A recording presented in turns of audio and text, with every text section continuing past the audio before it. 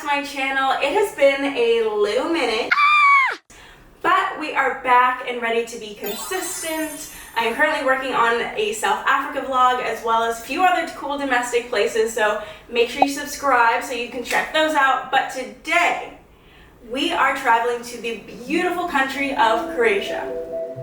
We flew to Split, which is the largest city on the Croatian coast, and drove a quick 7 minutes over to the charming historic town of Trogir. It's about 30 minutes from Split, but when I came across this boutique hotel brown beach house, I just fell in love and had to book.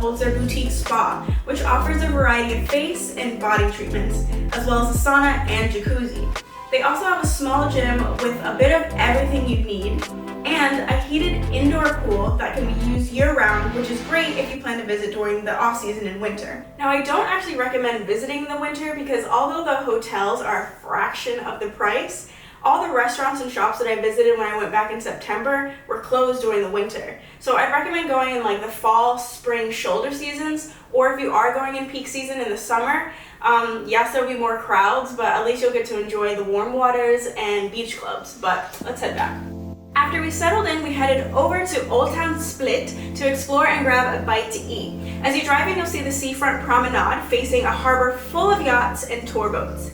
We got in as the sun was setting, so there was an extra bit of dreamy glow, and it's a great place to get a lay of the land as it has a bit of everything from architecture, restaurants, shops, bars, and, well, more architecture.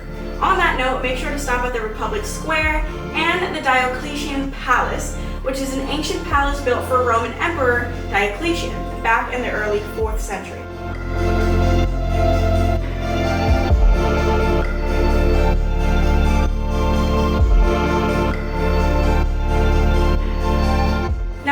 Where to eat research, everyone recommended the Boqueria Kitchen and Wine Bar, and I too have to jump on the bandwagon and recommend it. You can sit inside, but we chose to sit out to be able to soak in the surroundings. The food was excellent. We had the codfish spring roll with tomato sauce to start, and for mains, Chris had the sea bass fillet with grilled zucchinis, while I had the grilled octopus with chickpeas.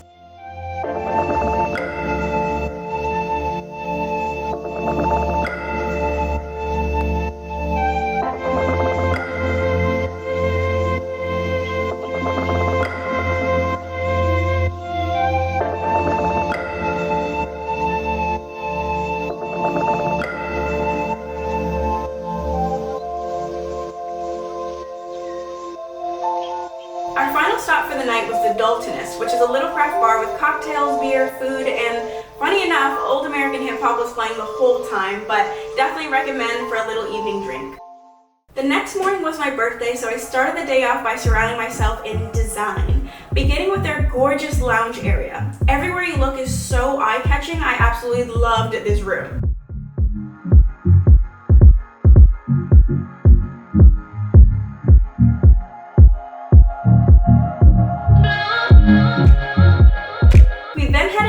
Free breakfast by the pool, and they have such a nice spread of fresh breads, jams, meats, and most importantly, mimosas. Also included was a full breakfast menu from which we had the egg shakshuka, which is soft poached egg on tomato fondue, literally to die for, and the pancakes with fresh fruit and creme fraiche.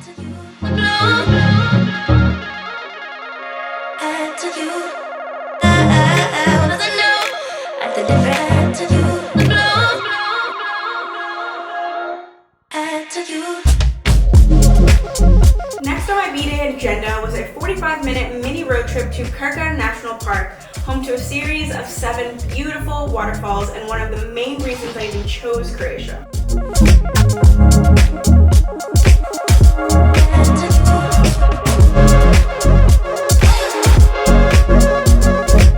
So once you enter the park, you can choose to either hike down a rocky trail, which takes about 20 minutes, or you could be like this guy and run to the air-conditioned bus, which takes about 5 minutes and costs less than €1. Once you arrive, you'll begin to see the waterfalls, and there'll be different lookout points to see them at all different angles. But if you want to get an up-close look with the falls, you'll have to go off the beaten path to really see those rushing waters. Once you reach the base, you'll cross this bridge, which is the crowded prime viewing area. So you'll need to squeeze in and maneuver if you want a photo.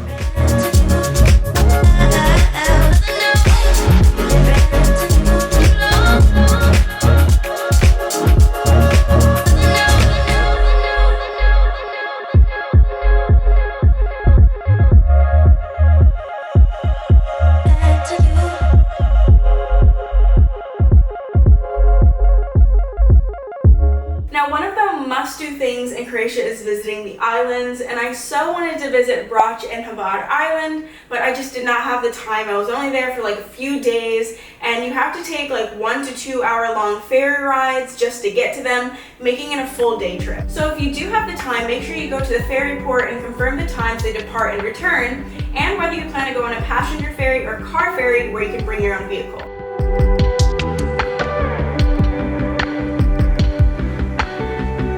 After our trip to the falls, we went back to Old Town Split for some dinner at a place called Fig, which is nestled in a cute little courtyard and features an array of international dishes made with local ingredients. We started with the fig and farm cheese flatbread, so delicious, with poached figs, farm cheese, walnuts on toasted lapina bread. Crispy and Crisp went with a barbecue and bacon house burger, while I had the vegetarian korma, which was sweet, creamy, and just really, really good. Okay, so the trip is not over yet. We are headed to Dubrovnik, Croatia next, but if you have any questions about Split, drop them below in the comments, and if you've enjoyed the trip so far, make sure to subscribe because again, next I'll be dropping South Africa featuring penguins, wild safaris, mountains, villas, and everything in between. So not to be missed, but let's head back to Croatia.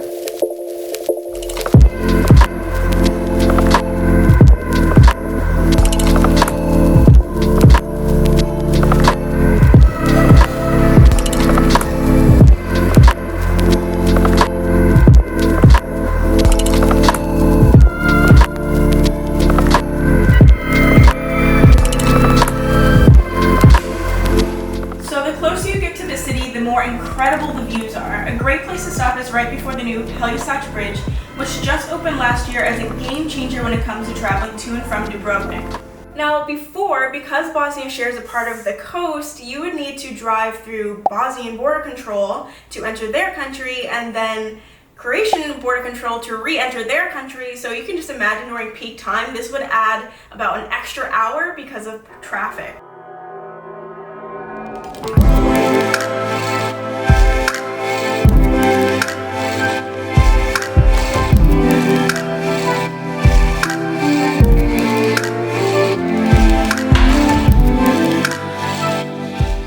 I chose the luxury waterfront resort Rixos Premium, which is built into the cliffs and close to the city's old town. Like Brown Beach House, we are welcomed with a glass of champagne and just enjoy the feel and design around us.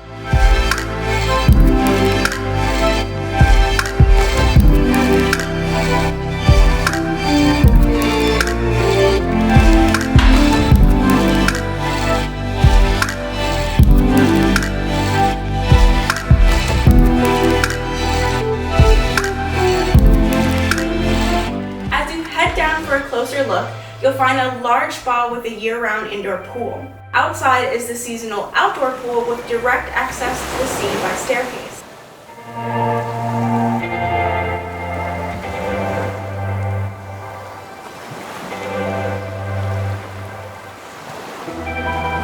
Another big perk about this resort is its close proximity to Old Town, where you'll find the main attraction of the city, the Walls of Dubrovnik.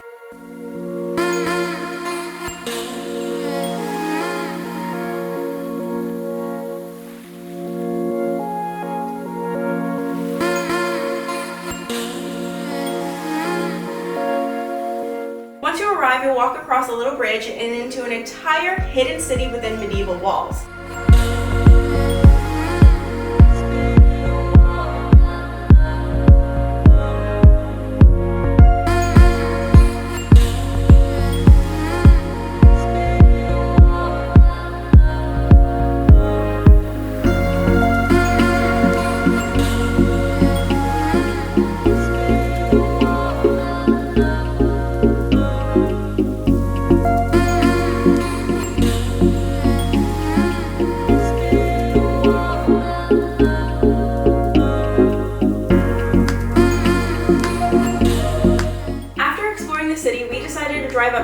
Surge, which is a mountain peak with panoramic views of the entire city.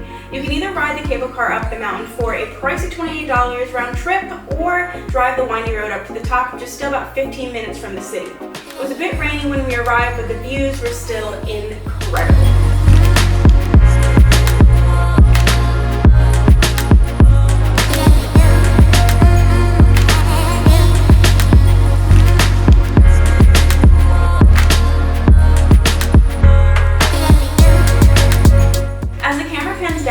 The harbor, which is where we had a really nice waterfront dinner at Krka Arsenal restaurant. You can see how the mood changes from day to night. We started off with a couple signature cocktails and ordered the tuna tartare to start, and for mains I had the salmon and Chris had the steak. If you want a nice dinner with a view, I highly recommend this restaurant. Well, that wraps up Croatia, so let me know in the comments what you enjoyed most, and I will see you on the next trip.